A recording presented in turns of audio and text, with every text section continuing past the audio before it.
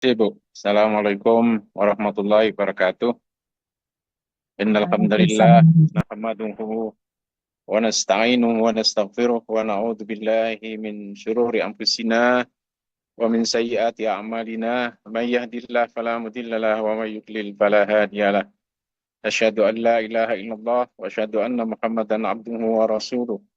Allahumma salli ala sayyidina Muhammadin wa ala alihi wa sahbihi ajma'in. Amma ba'd.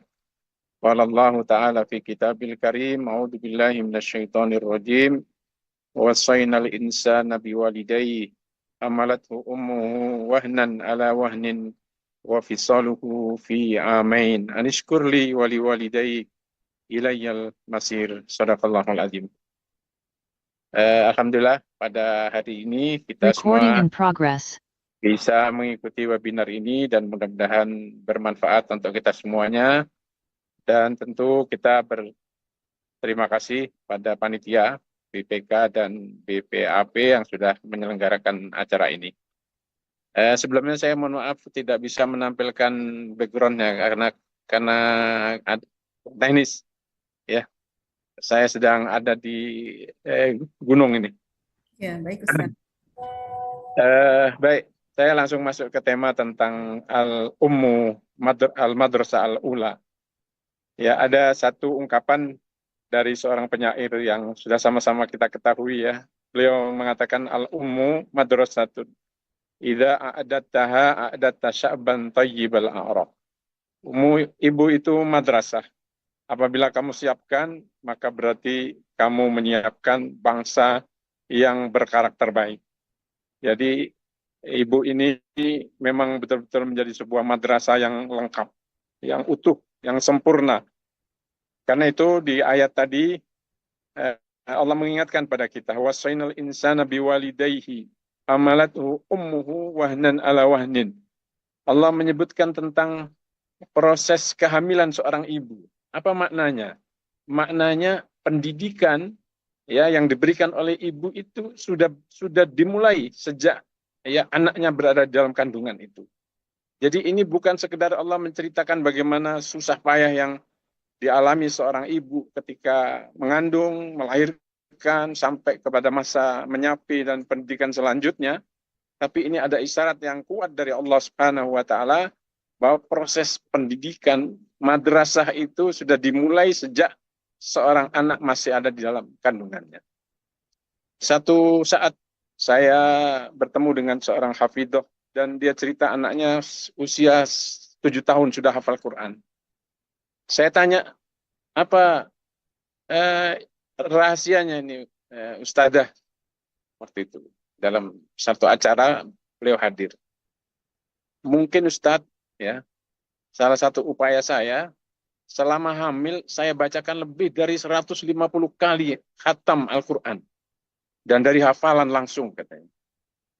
Sehingga ketika lahir dan mulai bisa diajak bicara, saya mengajarkannya itu dengan begitu mudah. Saya kira ini contoh yang sangat konkret dan kita lihat gitu, ya, kita saksikan buktinya, ya, terjadi secara nyata. Karena itu proses pendidikan seorang anak itu betul-betul sudah dimulai dari dalam kandungan seorang ibu. Maka seorang ibu selalu dinasihatkan agar memberikan pendidikan kepada anak yang masih dalam kandungan itu, jaga emosinya, jaga kata-katanya, jaga stabilitas jiwanya, dan juga hal-hal yang lainnya dijaga. Insya Allah semua itu akan menetes pada anak yang ada di dalam kandungan itu sendiri. Itu yang pertama. Kemudian yang kedua, dari seorang ibu, ya, anak-anak akan belajar makna cinta yang hakiki, si cinta yang sejati, cinta tanpa batas, cinta yang tidak berharap dibalas. Itulah cinta seorang ibu.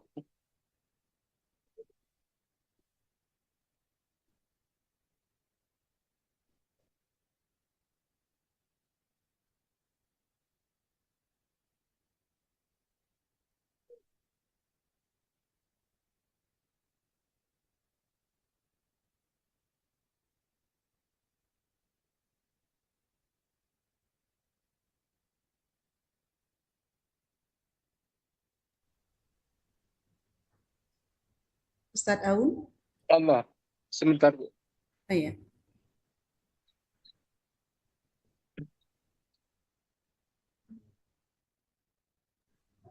Ya, Ya, ya, silakan. Afwan. Jadi hal yang pertama diajarkan seorang ibu kepada anaknya adalah cinta yang sejati. Ya. Cinta seorang ibu kepada anaknya tidak pernah mensyaratkan apapun.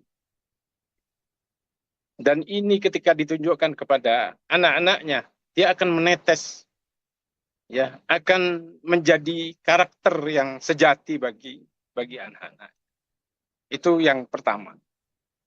Yang kedua, ya nilai yang diajarkan oleh seorang ibu bahkan sejak dari kandungannya itu adalah rasa aman. Rasa aman yang didapatkan oleh seorang bayi bahkan sebelum lahir. Ketika lahir merasakan bagaimana rasa aman yang diberikan oleh sang ibu. Yang nantinya rasa aman inilah yang akan membuat sang anak menjadi anak yang pemberani menghadapi kehidupan. Karena dia sudah terlatih menjalani kehidupan dengan penuh rasa aman. Sehingga dia menatap kehidupan, menghadapi persoalan itu dengan berani, dengan aman. Karena sudah diajarkan oleh ibunya bahwa dunia ini bisa diselesaikan, bisa dihadapi. Karena sudah diberikan ajaran-ajaran tentang rasa aman oleh ibunya. Yang kadang ini tidak kita sadari. Begitu juga yang ketiga, hal yang diajarkan dari seorang ibu adalah kehangatan. Ya, kehangatan yang diberikan oleh seorang ibu kepada anaknya itu akan dirasakan selamanya. Bahkan setelah sang ibu wafat, meninggal, kehangatan itu akan terus membayang dalam hidupnya. Dia akan merasakan terus, bahkan tidak tergantikan dan tidak terlupakan. Tidak akan pernah ada seorang anak yang melupakan kehangatan yang diberikan oleh ibunya, khususnya di masa-masa ya masih dalam gendongan, dalam ayunan, dalam dekapan di masa-masa ya, kecilnya. Bahkan wajah yang menatap dengan penuh kelembutan, dengan penuh kasih sayang, itu akan mengajarkan rasa hangat pada anaknya. Karena itu siapa yang bisa menghormati ibunya dan merasakan kelembutan, kehangatan, kasih sayang itu, maka dialah nanti setelah besar, dia akan menjadi orang yang paling mampu ya berkontribusi, mampu memberi orang lain karena dia sudah mendapatkan pelajaran itu dari sang ibu. Begitu juga dia akan menjadi orang yang paling tulus dalam bermuamalah, dalam berbuat baik kepada siapapun.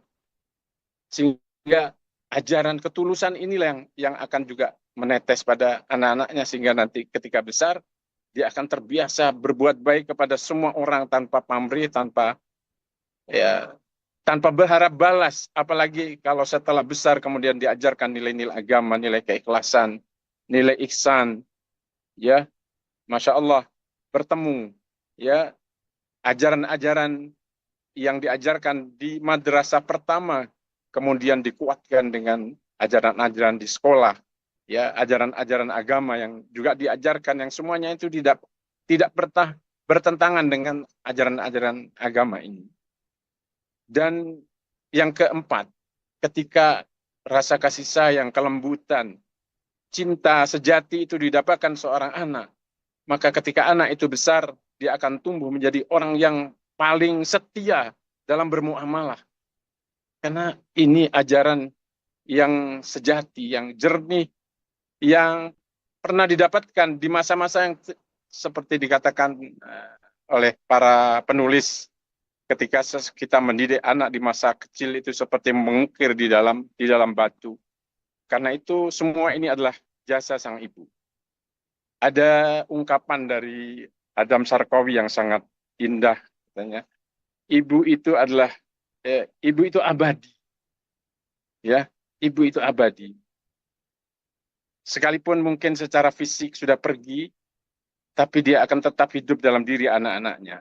Sampai fisik, raut wajah ketika ibu tertawa, senyum, menangis itu abadi dalam kenangan anak-anaknya. Ya, karena itu kemudian ya dosa besar kalau kalau kemudian sang anak itu durhaka kepada seorang ibu. Eh, Bahkan kata Adam Sarkawi yang kedua, ibu itu bahkan seolah-olah berbagi ruhnya, jiwanya, dibagi kepada anak-anaknya. Sampai kemudian membentuk karakternya. Yang kadang-kadang bahkan ada seorang anak yang karakternya sangat mirip sekali dengan ibunya. Walaupun kemudian menjadi gabungan antara karakter ayah dan ibu tidak pernah tidak membentuk karakter sang anak karena memiliki waktu yang paling panjang, paling lama dengan sang anak itu. Karena itu kemudian dikatakan oleh Adam Sarkawi, ibu itu abadi, ya, ibu itu abadi. Dia akan mengisi rumah dengan kehangatan dan kehidupan, sehingga itu akan terasa, ya, seolah ibu tetap hidup. Ungkapan lain dari Adam Sarkawi, ya, itu mengatakan ibu itu markasul bait katanya. Ibu itu akan menjadi pusat rumah. Ya. Ketika anak-anaknya datang, dia akan selalu duduk berkerumun mengerumuni ibunya. Di mana ibunya duduk, anak-anaknya akan duduk sekitar itu. Itu menandakan bahwa ibu itu menjadi pusat di rumah. Dan kalau ibu tidak ada, rumah jadi sempit katanya.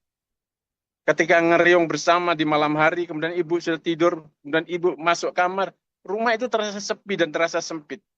Apalagi kalau sudah tiada, kemudian itu dunia terasa makin sempit. Itu ungkapan Adam Sarkawi yang sangat indah, Masya Allah. Yang mengingatkan kita betapa ibu itu menjadi pusat, ya, pusat sumber ajaran-ajaran kebaikan, cinta, kasih sayang, kelembutan, ya, kesetiaan, yang semua itu kita dapatkan dari seorang ibu. Kemudian yang berikutnya, bahwa seorang ibu di samping apa yang tadi diberikan, ajaran menjadi madrasah yang pertama, bahkan ibu itu menjadi, ya, pembentuk, ya, pria dan wanita sejati. Kita bisa membaca sejarah, ya, imam-imam besar itu dibentuk oleh ibunya, ya. Dan betapa kalau kita baca riwayat Nabi kita Muhammad SAW, ketika ditinggal wafat oleh bapak dan ibunya ketika masih kecil, karena saking pentingnya keberadaan ibu, kemudian Rasulullah SAW, ya, atas tadbir dari Allah Subhanahu wa Ta'ala, tadbir Rabbani, kemudian dititipkan kepada ibu asuhnya, yang kemudian ibu susunya yang kita kenal dengan Halimah As-Sa'diyah. Ini menunjukkan bahwa keberadaan seorang ibu itu, ya, mutlak diperlukan. Kemudian kita beranjak pada tokoh-tokoh yang lain. Bagaimana peran seorang ibu. Imam Syafi'i ditinggal wafat oleh ayahnya, kemudian diasuh oleh ibunya, lahir di Gaza, kemudian oleh ibunya dibawa ke Mekah. Karena Imam Syafi'i ini masih memiliki keturunan dari Nabi kita Muhammad SAW. Lalu dibawa di Mekah, menyewa satu kamar yang sempit dan dididik oleh ibunya dan diajarkan, diantarkan ke Masjidil Haram. Bagaimana kemudian menjadi seorang imam besar. Begitu juga Imam Abu Hanifah secara singkat. Ya, bagaimana ibunya membawanya setiap pagi, setiap subuh sudah dimasakkan air hangat, kemudian dimandikan supaya tidak kedinginan, diantar ke masjid sholat jamaah, ditunggu sampai kemudian dia belajar di masjid itu, dan kemudian setelah selesai diantar kembali oleh ibunya. Di malam gelap, ya, subuh di Baghdad itu masih gelap. Dengan musim dingin itu dilalui setiap hari diantarnya, dan kemudian melahirkan seorang Imam Abu Hanifah. Begitu juga Imam Bukhari, juga tumbuh sebagai anak yatim, bahkan di masa kecilnya buta. Lalu kemudian diajak oleh ibunya untuk berdoa, ayo nak terus berdoa. mudah-mudahan Allah menyembuhkan kamu. Dan akhirnya Allah kabulkan doanya atas doa ibunya. Ya, dan diasuhnya sampai kemudian menjadi perawi hadis yang paling terpercaya. Itu tidak lepas dari peran ibunya. Begitu juga kita pernah membaca seorang ahli fikih namanya Sufyan Ats-Tsauri. Juga ditinggal wafat oleh bapaknya, masih kecil. Diasuh oleh ibunya. Kata Sufyan Ats-Tsauri yang masih kecil itu, Bu, biar saya bantu ibu untuk mencari nafkah. Kata sang ibu, enggak nak, kamu belajar. Biar ibu yang nyari nafkah dan kamu belajar. Saya akan memintal ini dan semua untuk. Dan akhirnya Allah kabulkan dan menjadi seorang ulama besar. Itulah saya kira contoh-contoh bagaimana ibu berperan sebagai al-madrasah al-ula. Karena itu kemudian pesan-pesan beruntun disampaikan oleh Allah Subhanahu wa taala agar kita membalas kebaikan ibu, ya. Kalimat kuncinya, kata kuncinya kita bisa ingat, ya, Allah memerintahkan wabil walidaini ihsana. Kemudian Allah juga menyebutkan anis kurli wali walidaika, ya, bersyukur kepadaku, kemudian kepada kedua orang tuamu. Kemudian kata kunci yang lainnya, fala takullahu ma'uffin, jangan kamu mengatakan saja kepada orang tua, ya, apalagi membentak, wala tanharhuma, apalagi kamu tidak boleh membentak. Waqul lahuma qaulan karima, ucapkan perkataan yang mulia, ya. Wahfid, ya, janahadzulli minar rahmati, rendahkan sikapmu dengan penuh kasih sayang, ya, kepada orang tua. Dan doakan selalu, waqur rabbirhamhuma kama rabbayani shaghira. Semua itu diperintahkan oleh Allah karena jasa ibu sebagai madrasah ula. Dan karena itu kita berkewajiban, ya, untuk menyiapkan seorang ibu. Kalau kita sebagai suami berarti kewajiban kita menyiapkan istrinya, karena istri kita itu adalah ibu dari anak-anak kita. Karena itu seperti tadi diingatkan oleh Ustaz Ahmad Syaihu, ya, agar semua, ya, apa yang diperlukan sebisa mungkin diwujudkan,